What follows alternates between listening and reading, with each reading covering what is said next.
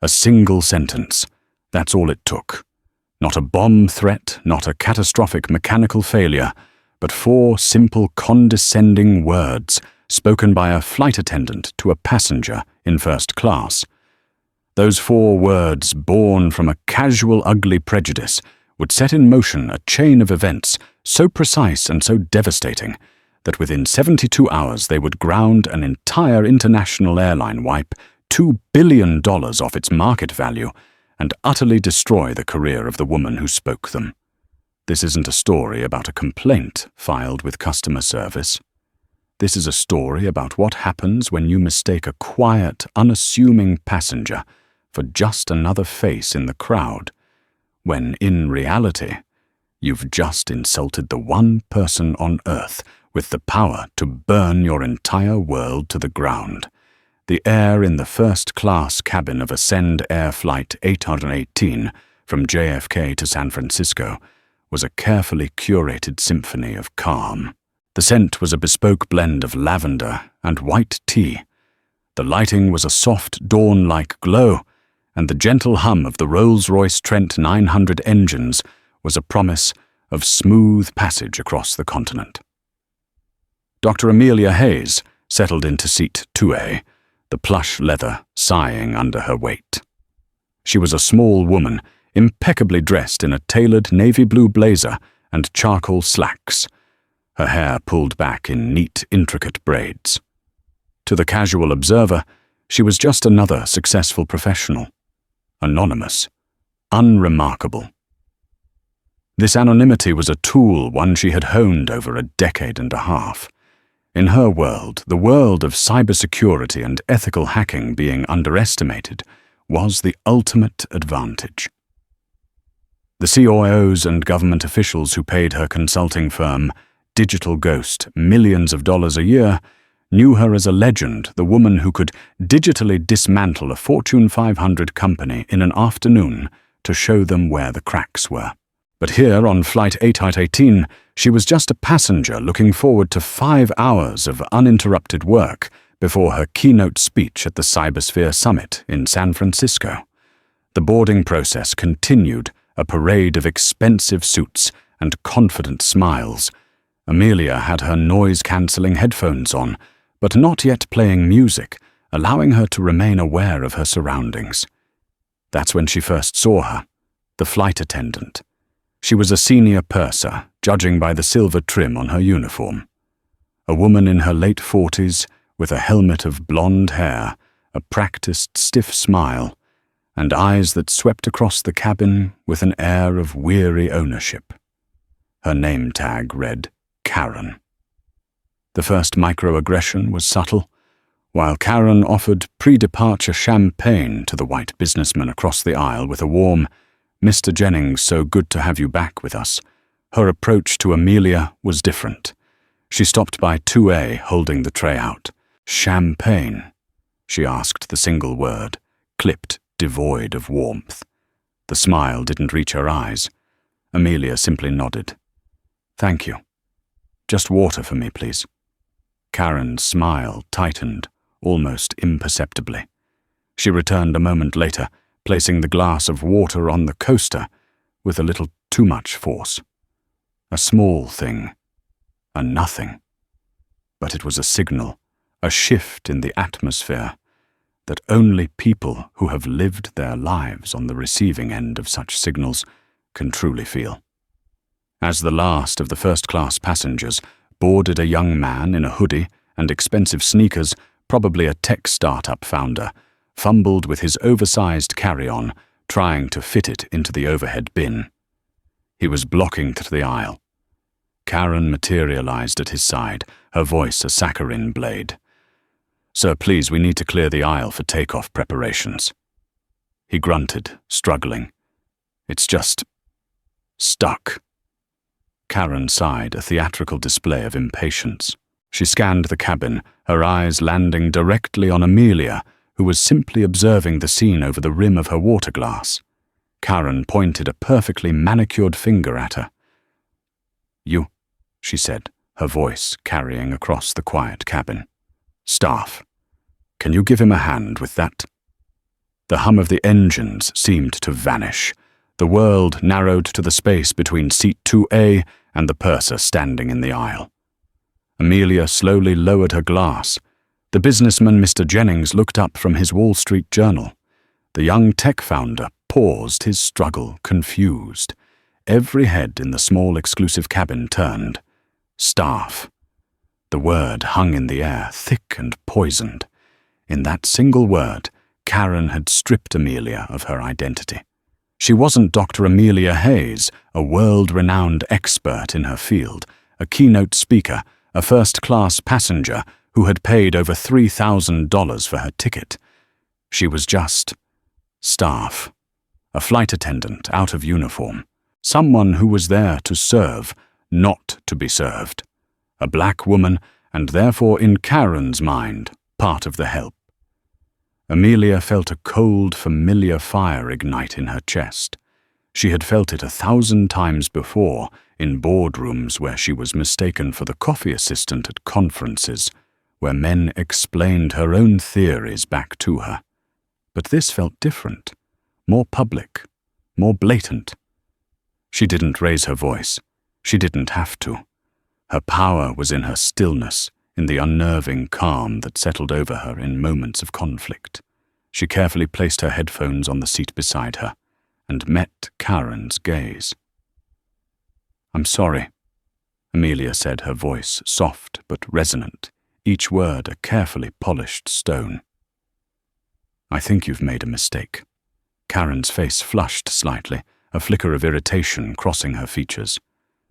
"We're trying to prepare for departure.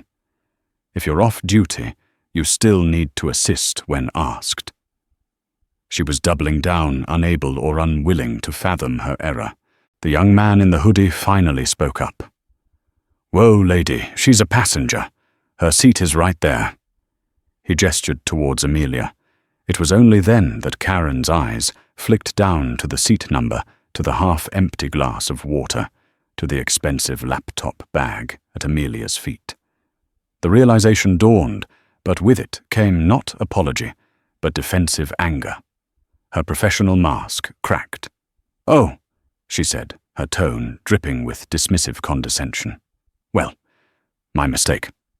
She turned her back on Amelia without another word and snapped at the young man. "Just put the bag under the seat in front of you if it won't fit." She bustled away towards the galley. There was no apology, no acknowledgement, just a swift, contemptuous dismissal. Amelia sat back in her seat, her heart pounding, not with anger but with a sudden chilling clarity. She looked around the cabin. Mr. Jennings was already hidden behind his newspaper again, eager to retreat from the awkwardness. A few other passengers offered her fleeting, pitying glances before quickly looking away. Only the young man in the hoodie, who had now stowed his bag, caught her eye and gave a small apologetic shrug. He subtly angled his phone down the red recording light, blinking for a few seconds before he put it away. Amelia gave him a tight, appreciative nod. For the next 5 hours, as Flight 8118 soared at 35,000 feet, Amelia didn't work. She didn't watch a movie. She didn't sleep. She just sat there, the cold fire in her chest cooling into something much harder and more dangerous a plan. Karen Miller served the other passengers with forced cheerfulness, pointedly avoiding Amelia's section. A junior flight attendant, a nervous young woman named Chloe, was sent to handle all of Amelia's requests. When the plane landed at SFO, Amelia was one of the first to deplane. As she passed the cockpit, she saw Karen chatting with the pilot, laughing about something, as if nothing had happened, as if her humanity wasn't a disposable commodity. In the terminal, Amelia paused. She could file a complaint. She could send an email. She could even post on social media. She knew exactly what would happen. She'd get a form letter apology, maybe a $200 flight voucher, and Karen would get a slap on the wrist, a mandatory diversity and inclusion webinar she'd click through while filing her nails. No, that was their system, their way of managing dissent, of placating the offended until they went away. She wasn't going to play their game. She was going to burn the whole game to the ground. The presidential suite at the St. Regis San Francisco was less a hotel room and more a glass-walled fortress overlooking the city. Amelia hadn't booked it to be extravagant. She'd booked it for the space, the privacy, and most importantly, the commercial-grade hard-wired fiber-optic internet connection that bypassed the hotel's standard guest network. After a 15-minute call to the concierge to decline housekeeping for the next 48 hours and to request a steady supply of black coffee and bottled water, she went to work. This was her element. The cool, logical world of code and data, a world where prejudice and ignorance held no power. It was a world of pure logic of cause and effect, and she was about to become the cause. She unpacked her gear, laying it out on the vast mahogany dining table. It wasn't the stereotypical hacker's setup of a single laptop in a dark room. This was the arsenal of a master. A sleek, matte black custom laptop running a hardened version of Linux was her command console. 2 additional ultra-thin portable monitors were connected, flanking it. A small black box, a network intrusion device of her own design, was plugged directly into the wall's Ethernet port. Her fingers, adorned with simple, unpolished nails, flew across the keyboard, a flurry of motion that was both elegant and terrifyingly efficient. First reconnaissance. She wasn't Amelia Hayes' passenger anymore. She was Nyx, her handle in the deep web circles where she had first made her name as a teenager. Nyx, the Greek goddess of the night, an entity of shadow and power. She started with the official channels, not to use them, but to map them. She navigated to Ascend Air's corporate website, her eyes scanning not the content, but the code behind it. She examined the site's architecture, the APIs they used, the third-party vendors they integrated with for booking customer relations and data management. It was like looking at the blueprints of a building, searching for a loose brick or an unlocked window. She found one within minutes, a forgotten, unpatched vulnerability in their customer feedback portal's file upload system. It was a rookie mistake, the kind of thing an intern would make. For a multi-billion-dollar airline, it was unforgivable. It was the digital equivalent of leaving the front door wide open. With a few keystrokes, she exploited the vulnerability not to steal customer data or cause immediate damage, but to plant a seed. She uploaded a tiny, innocuous-looking file, disguised as a corrupted image. This file was her Trojan horse. It contained a sophisticated rootkit of her own design, a digital ghost that would silently replicate itself, burrowing deep into Ascend Air's internal network, giving her persistent, high-level access. It was completely undetectable by their commercial-grade security software. She was inside. Next, she turned her attention to the employee who had started it all. Karen Miller. Through the foothold she'd established, she accessed the airline's internal employee database. It was surprisingly easy. Their internal security was a joke. Search Miller K. Role Purser. A file appeared on her screen. Karen Miller, employee ID 74B39, based out of JFK, 17 years of service. A photo, the same helmet of blonde hair, the same stiff smile. Her file was littered with commendations for efficiency, but also flagged with 6 minor passenger complaints over the years, all with a similar theme: rude, dismissive, unprofessional. All of them had been closed with no action taken. Karen was protected likely by her seniority or union status. The system was designed to insulate people like her from consequences. Amelia wasn't interested in her personal life, her emails, or her finances. That was petty. Her goal was systemic, not personal. But she did download a copy of Karen's upcoming work schedule. Information was ammunition, and she was building an arsenal. At that moment, her phone buzzed. It was a text from the young man from the flight. He had found her name on the Cybersphere Summit's speaker list. "Hey, Dr. Hayes, Leo Ritter from the flight." What that flight attendant did was disgusting. I got it on video. I'm posting it. People need to see this. Amelia considered it for a moment. A social media storm would create noise, a distraction. It would provide the perfect cover for the surgical chaos she was about to unleash. "Do what you feel is right, Leo. Just be prepared for the attention," she texted back. "Don't worry about me." They picked the wrong person to mess with. And they really picked the wrong person to mess with when they messed with you, didn't they? Good luck on your keynote. Amelia allowed herself a small, grim smile. Leo had no idea. She turned her attention back to her monitors. The digital ghost was now fully integrated into Ascend Air's network. It sent her a quiet ping access to all systems confirmed.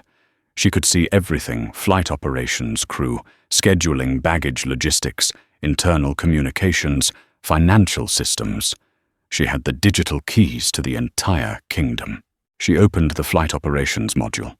A real-time map of the world glowed on her screen, dotted with hundreds of little airplane icons, each one an Ascend Air flight, currently in the air. Each one a fragile ecosystem of lives and machinery, all held together by a complex web of data and code. A web she now controlled. She could ground them all with a few commands. She could reroute them, scramble their communications. But that was too crude, too dangerous. She would never endanger a single life. Her methods were far more insidious. She wouldn't be a sledgehammer. She would be a cancer, a creeping rot that would collapse the system from the inside out, making it look like the company was simply, inexplicably falling apart. Her campaign would have 3 phases. Phase 1, Nuisance. She would target the non-essential customer-facing systems, create annoyance and confusion, a warning shot across the bow. Phase 2, Chaos. She would escalate to core operational logistics, hit them in their wallet, creating a logistical nightmare that would cost them millions. Phase 3, Paralysis. The final move. She would target the one system that was the absolute heart of the airline. She would stop the heart and watch the body fall. She cracked her knuckles, the sound echoing in the silent, cavernous suite. The coffee was getting cold. The sun was setting over the San Francisco Bay, casting long shadows across the city. Night was falling, and Nix was ready to get to work.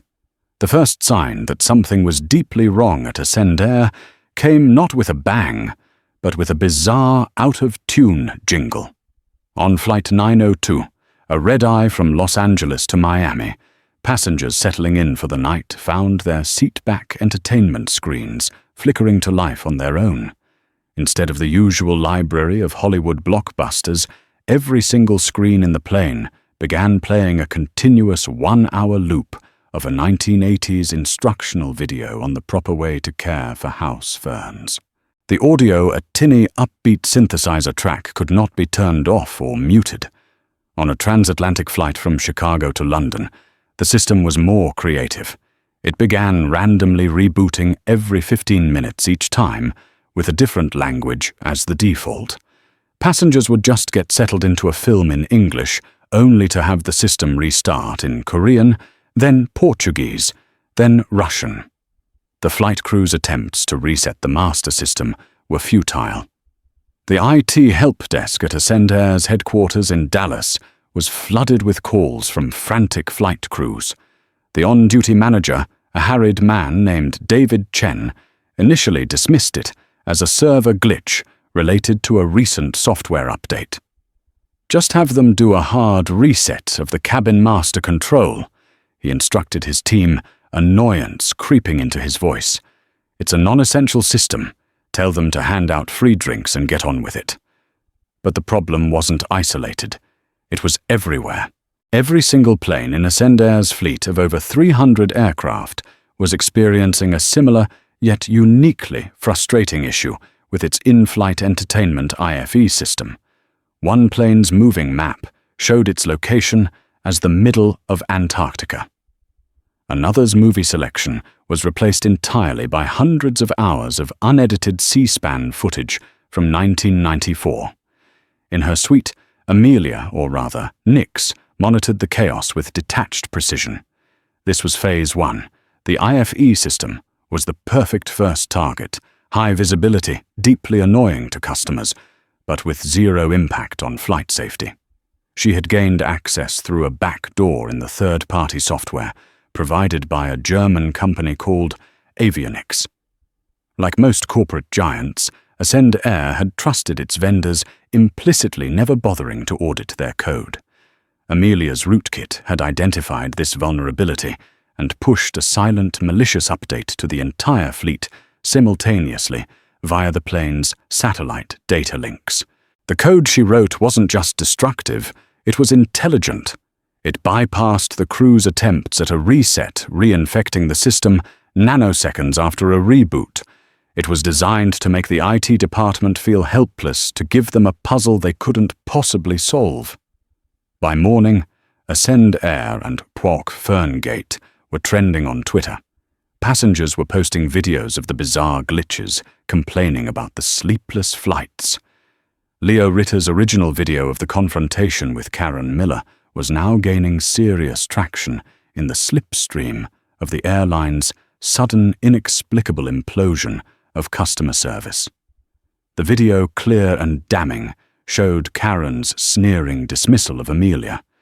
His caption was simple: "This is how Ascend Air treats its first-class passengers.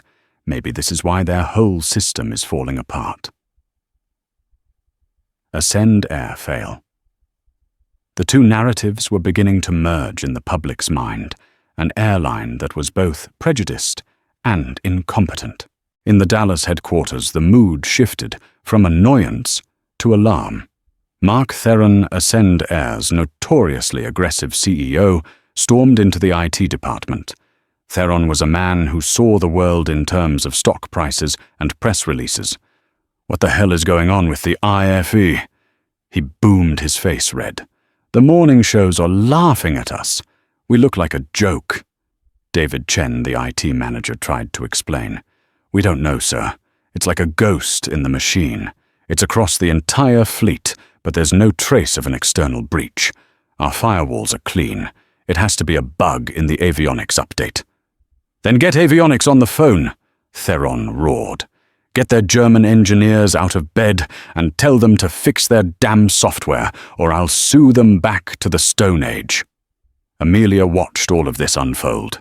She had, of course, breached their internal network security cameras and was now viewing a live feed of the IT department's panic on one of her screens. She had even anticipated their next move. As the Ascend Air team desperately tried to contact avionics, she intercepted their communications, subtly altering the data packets to make it seem like a routine server outage on avionics' end. The German company, for their part, saw a perfectly functioning system and assured Ascend Air the problem wasn't on their end. The two companies were now pointing fingers at each other, trapped in a loop of confusion orchestrated by a single woman in a hotel room 1,500 miles away. This was the art of the attack. Not just breaking things, but manipulating information, turning an organization's own processes and protocols against itself. While the IT department chased ghosts, Amelia prepared for Phase 2. The IFE system was just the appetizer. The main course was about to be served. She shifted her focus from the planes in the air to the operations on the ground, specifically the baggage handling system. It was another sprawling, complex network managed by a different set of software, this time from a company called Aerologistics, and it was just as vulnerable. Her digital ghost had already mapped the entire system. She saw how a bag checked in at JFK was assigned a unique barcode. That barcode was scanned, and its data passenger name, flight number, final destination, and connecting flights was fed into a central server. The server then routed the bag through a dizzying maze of conveyor belts, sorters and carts, ensuring it ended up on the right plane. It was a modern marvel of logistics. Amelia's plan was simple and elegant. She wouldn't crash the system. She would just introduce a tiny, statistically insignificant error into the sorting algorithm. She wrote a small script that would, for approximately 30% of all bags processed, swap the destination airport code with the code of another random airport in the Ascend Air network. The bag tags would still be correct to the human eye, but the underlying data guiding the automated sorters would be wrong. A bag belonging to a man flying from Dallas to Chicago would find itself on a flight to Honolulu. A woman's suitcase on its way to Seattle would end up in Orlando. It would be untraceable, appearing as a series of random, unconnected human errors. She activated the script at 6:00 a.m. Central Time, the beginning of the morning rush, at Ascend Air's main hubs in Dallas, Chicago, and JFK. The effect was not immediate. It was a slow-motion catastrophe. For the first hour, it was just a few dozen misplaced bags' background noise in a busy airport. But as thousands of passengers began their journeys, the numbers grew exponentially. By 10:00 a.m., the baggage claim carousels for Ascend Air flights across the country were scenes of chaos. Instead of luggage, there were just trickles of orphaned bags from other cities. The lost and damaged luggage counters were besieged by furious passengers. A family on their way to a Disney vacation in Orlando received their bags in Anchorage, Alaska. A businessman landing in London for a critical meeting found his suitcase containing his presentation, and Suits was on its way to Tokyo. The system wasn't down. It was actively and efficiently creating mayhem. It was a logistical nightmare of unprecedented scale. In her San Francisco suite, Amelia watched the news reports begin to trickle in. Her keynote was in 6 hours. She took a sip of fresh hot coffee, the steam warming her face. Phase 1 had been a prank. Phase 2 was a body blow. The financial cost of this baggage disaster alone would be in the tens of millions, reuniting bags with owners paying out compensation, the damage to their brand. And she was just getting started. On her screen, she pulled up the employee schedule for Karen Miller. She was due to work Flight 112 from JFK to LAX this evening. A slow, cold smile touched Amelia's lips. It was time to make things just a little more personal. The video Leo Ritter had posted was no longer just a viral clip. It was a cultural touchstone.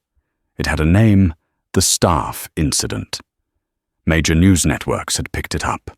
CNN, MSNBC, and even Fox News played the 45-second clip, followed by panels of commentators dissecting the breathtaking arrogance of the flight attendant and the quiet, dignified response of the passenger. By noon, Dr. Amelia Hayes was no longer an anonymous victim. Her name, her profession, and the fact that she was the keynote speaker at a major tech conference were all over the internet. The narrative was irresistible. A powerful, brilliant black woman, a literal expert in digital systems, had been subjected to casual racism by an airline that was now coincidentally suffering a complete and total technological meltdown. The internet, in its infinite wisdom, connected the dots with glee. Memes flooded social media.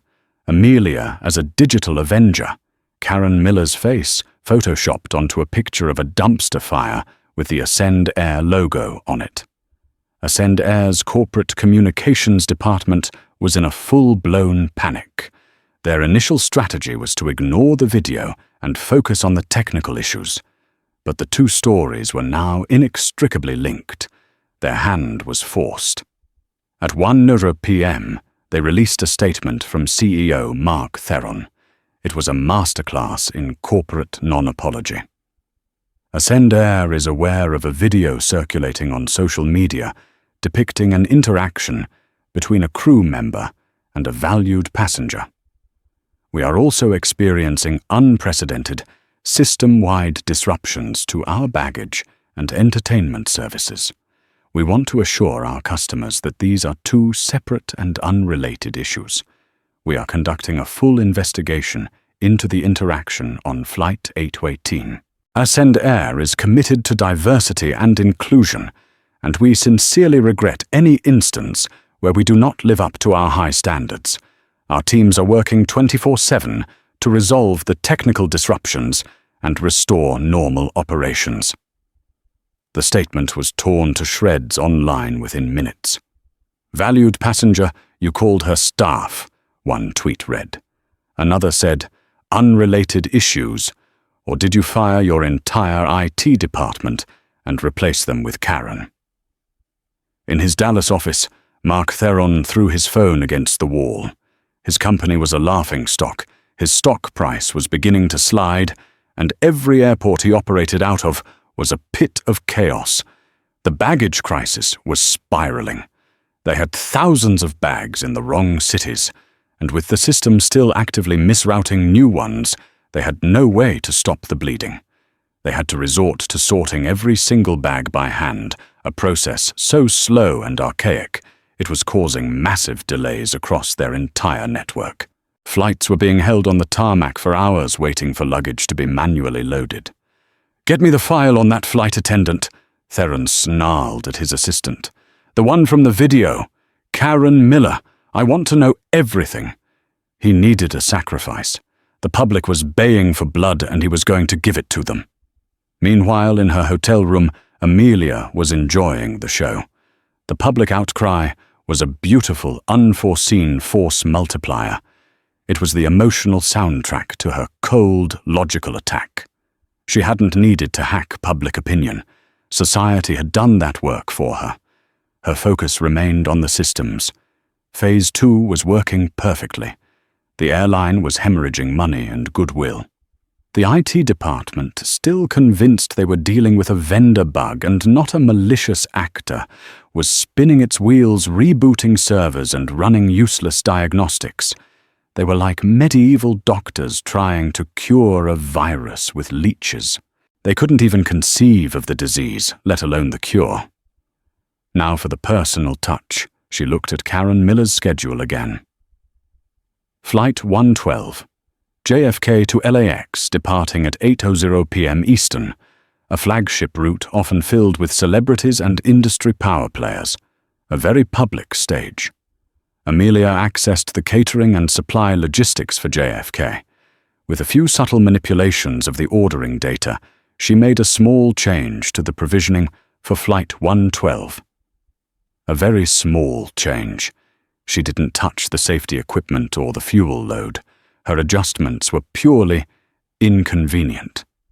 She zeroed out the order for all coffee, all soft drinks, except for tomato juice, and all first-class meal options, except for the vegan tofu scramble.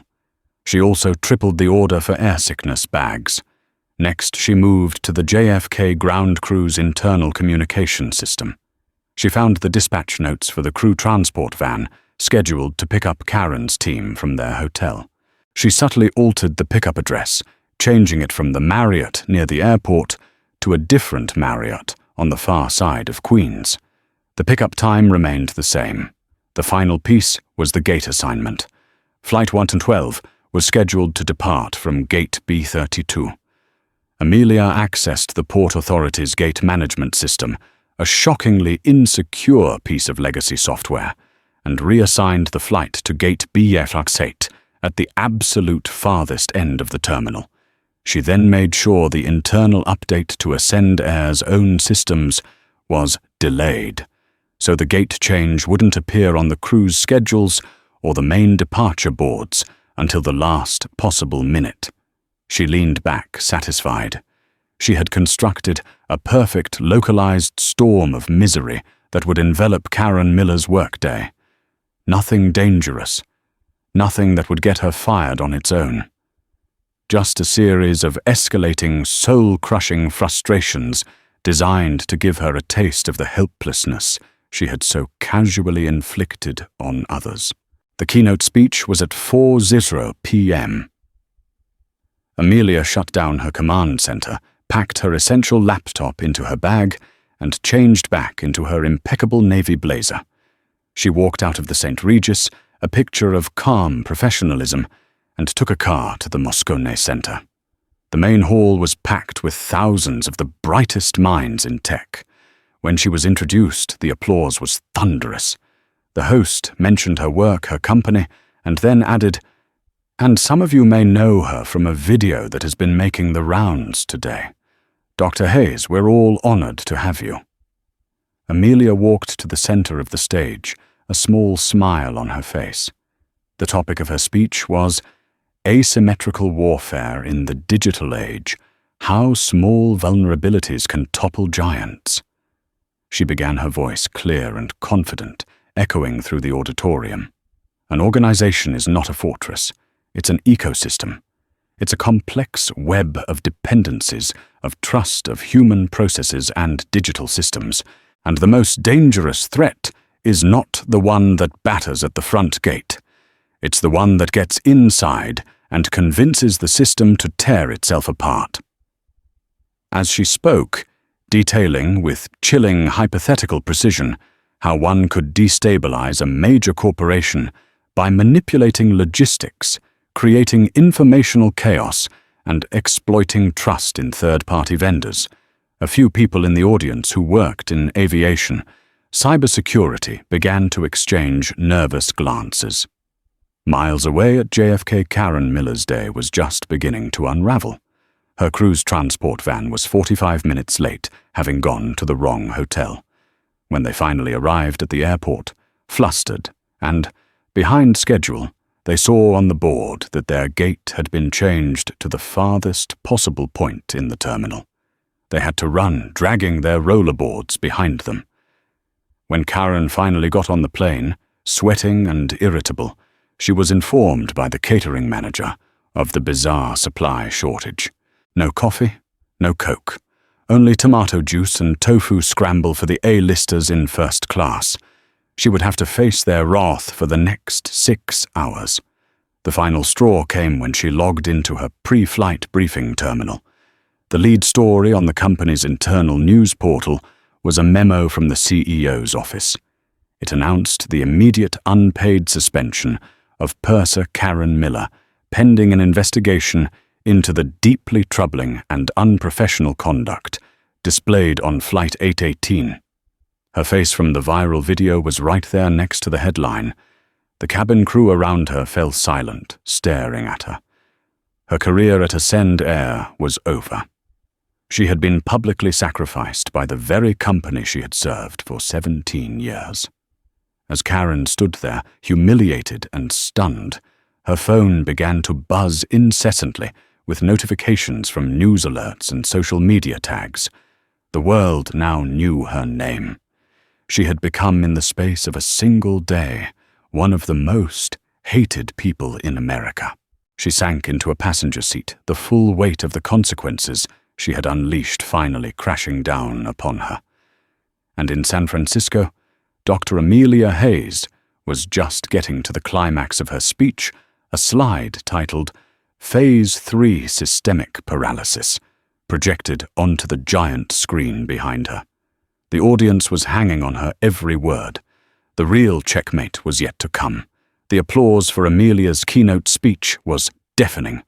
She had delivered a masterclass, a chillingly prescient lecture that felt less like a theoretical exercise and more like a live report from an ongoing war. She took a few questions, answered them with cool academic detachment, and then slipped away from the post-speech reception, leaving a buzzing room of awestruck tech professionals in her wake. Back in the St. Regis suite, the city lights twinkling below like a fallen constellation, she re-established her command center. The time for games was over. The baggage chaos and IFE glitches had been the feints, the distracting jabs to the body. Now it was time for the knockout blow to the head. It was time for Phase 3. Her target was the holy of holies for any airline, the crew scheduling, and flight operations software. At Ascend Air, this system was called SkyGrid. It wasn't just a database. It was the airline's central nervous system. SkyGrid dictated which pilots flew, which planes, which flight attendants worked, which routes, and ensured that every flight was staffed in perfect compliance with complex FAA regulations and union rules. It managed rest periods, certifications, and aircraft assignments. If SkyGrid stopped working, Ascend Air stopped flying. Crashing it would be too obvious. It would signal a direct cyber attack, and while they might not find her, they would know what they were dealing with. Her plan was infinitely more elegant, more diabolical. She wasn't going to destroy SkyGrid. She was going to poison it. For the past 24 hours, her digital ghost had been quietly siphoning data from the SkyGrid servers, creating a perfect mirror copy on an encrypted drive. She now had the complete operational DNA of the airline, every pilot's certification, every flight attendant's schedule, every aircraft's maintenance log. Her script was a work of art. It was designed to introduce microscopic data corruptions, subtle but critical errors, that would render the system's output completely unusable, while making the system itself appear to be functioning perfectly. At 11:00 p.m. Pacific Time, she executed the code.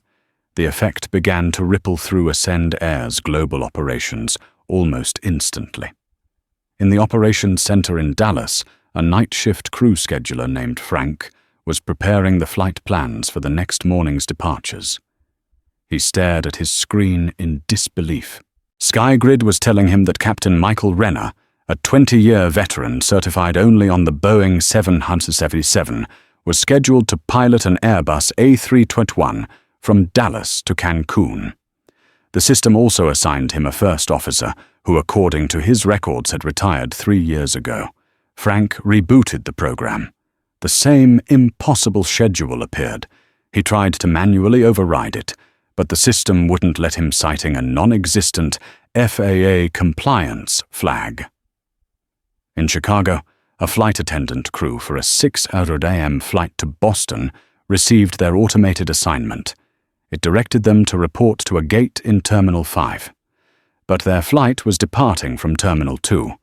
Worse, their designated aircraft, according to SkyGrid, was currently undergoing heavy maintenance in a hangar in San Francisco. The chaos was quiet at first, a series of confusing emails and error messages. But as the sun rose on the East Coast, the full scope of the disaster became apparent. The data wasn't just wrong, it was nonsensically, maliciously wrong. Pilots based in New York were assigned to flights departing from Los Angeles. Flight attendant crews were scheduled for back-to-back transatlantic flights, with no mandated rest period, a cardinal sin in aviation. Aircraft were assigned to airports whose runways were too short for them to land on. The entire intricate logistical ballet of running an airline collapsed into a clumsy, stumbling mess. The first flight of the day, Ascend Air 550 from JFK, was delayed because the system insisted its co-pilot was a man who had been fired for misconduct 6 months prior. The gate agents couldn't board passengers because SkyGrid hadn't assigned a flight number to the aircraft sitting at the gate. By 7:00 a.m. Eastern, Ascend Air had to cancel 20 flights. By 8:00 a.m. the number was over 100. By 9:30 a.m. Mark Theron, his face ashen, stood in the Dallas Operations Center, which now resembled a war room on the losing side. His managers were screaming into phones, trying to manually reschedule thousands of crew members using spreadsheets and whiteboards, a task that was logistically impossible. They had no choice. At 9:45 a.m. Eastern, Ascend Air issued a statement announcing a full nationwide ground stop for all its flights. Shortly after, under pressure from the FAA, who were receiving bizarre and dangerous flight plan submissions from the airline, the ground stop was extended to their entire global fleet. An international airline had been shut down, not by weather, not by a strike, not by a terrorist act. It had been shut down by bad data. Amelia watched the breaking news on CNN from her suite. The chyron read, "Ascend Air in freefall entire fleet, grounded amid catastrophic IT failure." The stock market opened, and Ascend Air's stock, PowerHorb ALL, plummeted by 30% within the first 5 minutes of trading, wiping out nearly $2 billion of the company's value. The phone in her suite rang. It was the front desk. "Dr. Hayes, I'm so sorry to bother you, but there are 2 gentlemen here from the FBI. They'd like to have a word with you." Amelia felt a flicker of adrenaline, but not fear. She had planned for this. "Of course," she said calmly. "Send them up."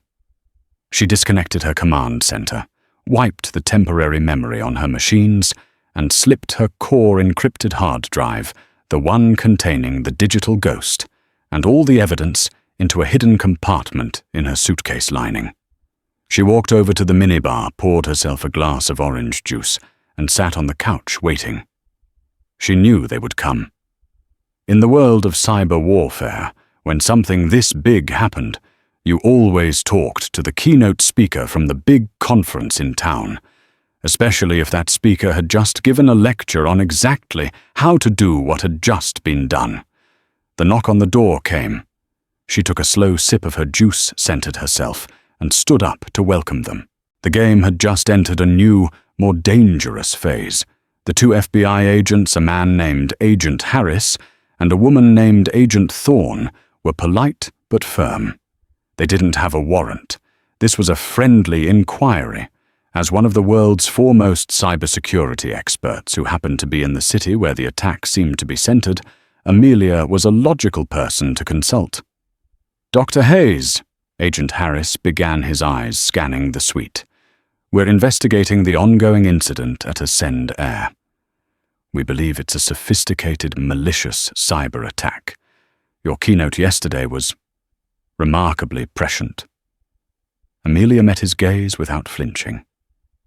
"It's my job to be prescient, Agent Harris. I analyze theoretical vulnerabilities. It seems someone decided to make them practical. Someone with an incredible level of skill," Agent Thorne added, her tone sharp. "Someone who knows airline systems inside and out. Someone who could move through their network without tripping a single alarm. There aren't many people in the world with that kind of talent." Amelia nodded slowly. "You're right. There aren't." She paused, letting the silence hang in the air. "Have you considered that it might be an inside job, a disgruntled IT employee, or perhaps a state-sponsored actor testing their capabilities?" She offered them plausible alternative theories, laying a trail of breadcrumbs that would lead them away from her.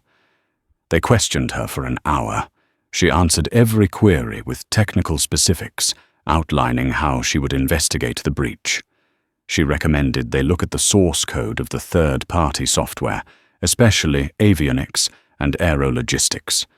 She was, in effect, directing their investigation, helping them discover the very vulnerabilities she had exploited. She was the arsonist, acting as the lead fire marshal, and she played the part perfectly. They left with a list of technical suggestions and a promise to be in touch. They had no evidence, no reason to suspect her beyond coincidence and reputation. While Amelia was deftly handling the FBI, the fallout for others was accelerating. For Karen Miller, the ground stop was the final, brutal end. With the airline in a state of paralysis and financial freefall, CEO Mark Theron needed to project an image of decisive action. His first move was to make a public example of the woman who had become the face of the company's woes. At a televised press conference, Theron announced, "Effective immediately, the employee responsible for the initial unacceptable incident on Flight 818 has been terminated. Her actions do not represent the values of Ascend Air. We are an airline in crisis, and we are taking every step to clean house and restore the trust of our passengers." Karen Miller learned of her firing not from a manager or an HR representative, but from watching CNN in her lonely Queens apartment. The word "terminated" echoed in the small room. 17 years of service, her pension, her flight, benefits, her identity, all vaporized in a single humiliating public statement. Her phone, which had been buzzing with hateful messages, now also filled with gloating ones celebrating her downfall. Friends from work stopped returning her calls, distancing themselves from the toxic fallout. She was a pariah. She tried to rationalize, to blame the passenger, to blame the kid with the camera phone, to blame her boss for not backing her up. But in the quiet, crushing solitude of her apartment, a sliver of truth wedged its way in. It had all started with her tired, angry prejudice, with 4 words: staff. Can you help spoken with the casual cruelty of someone who believes they are untouchable? She had poked a hornet's nest, never imagining that the hornet could be a dragon. The karma was not just for Karen. It was cascading through the entire corporate structure of Ascend Air. The board of directors, watching billions in shareholder value evaporate, was furious with Mark Theron. His dismissive handling of the initial incident, his disastrous non-apology, and his complete failure to protect the company's core infrastructure had exposed him as an incompetent leader. While the FBI, with Amelia's help, began looking into the vendor software, the airline's own internal investigation uncovered the years of ignored warnings from their own IT department. Memos from David Chen, the IT manager pleading for bigger budgets to patch legacy systems and upgrade security protocols, had been repeatedly denied by Theron, who preferred to spend the money on stock buybacks and marketing campaigns. David Chen, who had been on the verge of being fired as a scapegoat, became the star witness in the boardroom coup. He presented a damning timeline of willful negligence with Mark Theron at its center. 2 days after the ground stop began, with the airline still unable to operate and burning through hundreds of millions of dollars a day, the board convened an emergency meeting. Mark Theron was unceremoniously fired. His golden parachute was rescinded due to a gross negligence clause in his contract. The man who had sacrificed Karen Miller to save his own skin found himself suffering the exact same fate. The news of Theron's firing broke as Amelia was packing her bags to leave San Francisco. She paused, watching his disgraced face on the television screen. She felt no joy, no triumph, just a quiet, grim satisfaction. The system had, as she predicted, torn itself apart. The poison she had injected had worked, targeting the rotten parts and forcing the body to excise them. Her work was almost done. There was just one loose end to tie up. She needed to give the world a narrative, an explanation for the chaos that would cement her victory and ensure the lesson was not forgotten. She sat at her laptop one last time. Opening an encrypted anonymous email service routed through a dozen proxies, she began to type a message. The recipient was Jenna Masterson, a Pulitzer Prize-winning investigative journalist at the Wall Street Journal, known for her deep sources in the tech world. The subject line was simple: the ghost in Ascend Air's machine. Ms. Masterson, the email began. You have been covering the collapse of Ascend Air. You believe it to be the work of a sophisticated hacker. You are correct. But you do not know the reason why. It was not for money. It was not for politics. It was an audit. It was a lesson. A lesson in what happens when a company's culture is as broken as its code. It began with a simple act of racism, a dismissal of a black woman's humanity. The company's response was to ignore it. What I did was to hold a mirror up to Ascend Air. Every vulnerability I exploited in their software, in their logistics, in their corporate culture, was a direct reflection of their own negligence and arrogance. They didn't just have a security problem, they had a soul problem. Attached, you will find a detailed technical breakdown of the vulnerabilities I used, along with internal memos showing that management was warned about them for years. Ascend Air was not the victim of a cyber attack. It was a victim of itself. She attached the encrypted files, hit send, and closed the laptop. The story was no longer hers. It belonged to the world now. Jenna Masterson's article landed like a bombshell, published on the front page of the Wall Street Journal under the headline, "Anatomy of a Shutdown Hacker, Nix Claims Ascend Air Attack Was a Karma Audit." It sent shockwaves through the aviation and tech industries. The technical data Amelia provided was irrefutable. It laid bare the airline's shoddy security and the management's criminal negligence.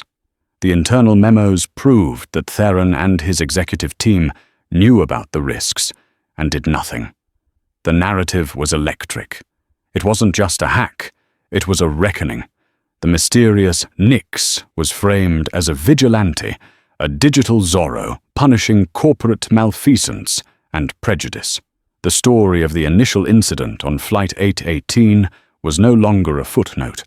It was the prologue to the entire saga, the moral justification for the chaos that followed. For Ascend Air, the article was the final nail in the coffin. The stock, which had slightly recovered, nosedived again. The acting CEO was forced to issue a groveling, hour-long public apology. The company had to bring in an army of external cybersecurity consultants at a cost of hundreds of millions of dollars to rebuild their entire digital infrastructure from the ground up. It would be weeks before they could resume a full flight schedule, and years before they could rebuild passenger trust. The brand was permanently scarred. The FBI's investigation, armed with the details from the article, quickly confirmed the technical data.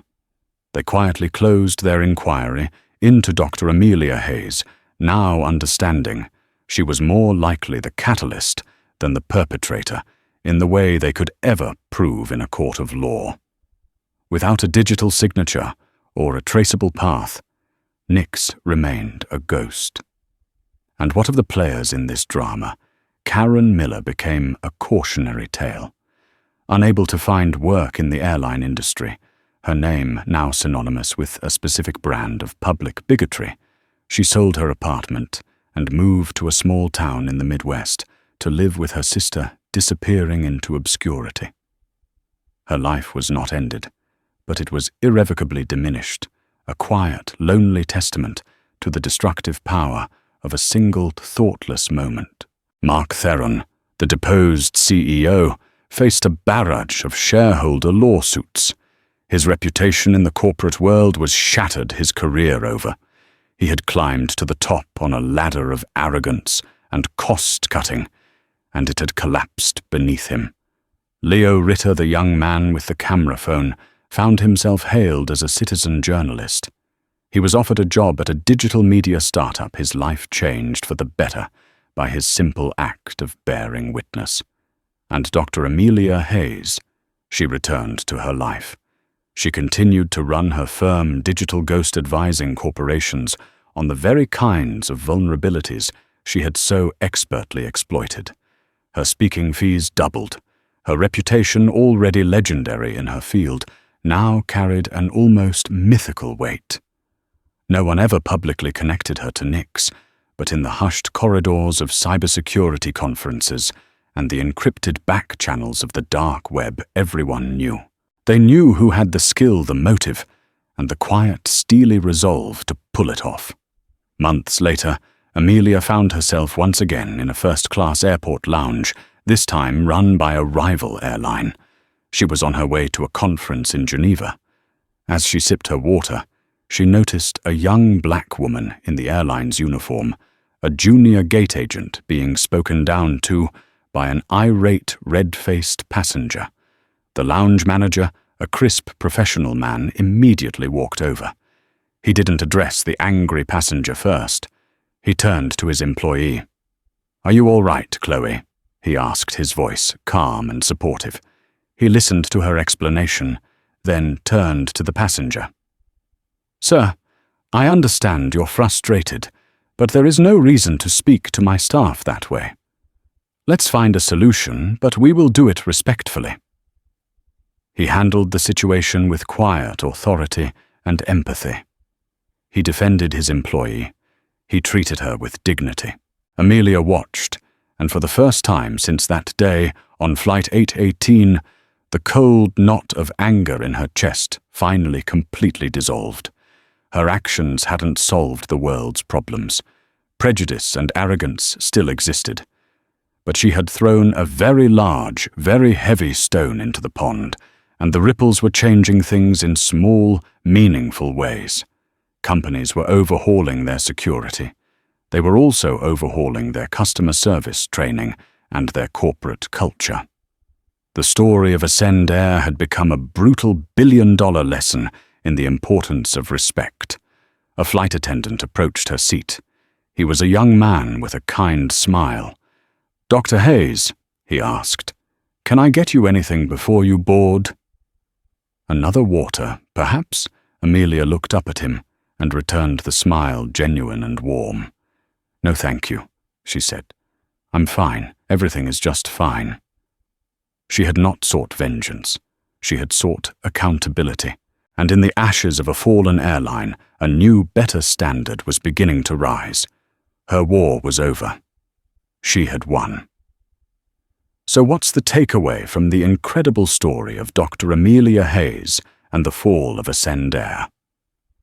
It's a stark reminder that in our hyper-connected world, the old power structures are more fragile than they appear. It shows how a single act of casual dehumanization can have consequences that ripple out on a global scale. Dr. Hayes, or Nix, became a force of nature, a living embodiment of karma, armed with a keyboard and a deep sense of justice. She didn't just file a complaint, she became the system's auditor, judge, and jury. Was she a hero fighting injustice with the tools at her disposal, or a dangerous vigilante who took the law into her own hands? The lines are blurry, but the outcome is crystal clear. One woman's refusal to be dismissed brought a corporate giant to its knees. What do you think was her response justified? Let us know your thoughts in the comments below. If you found this story of poetic justice and digital reckoning as compelling as we did, do us a favor and hit that like button, share this video with your friends, and most importantly, subscribe to our channel for more true stories where the powerful are held accountable and karma arrives right on schedule. Thanks for listening, and we'll see you in the next one.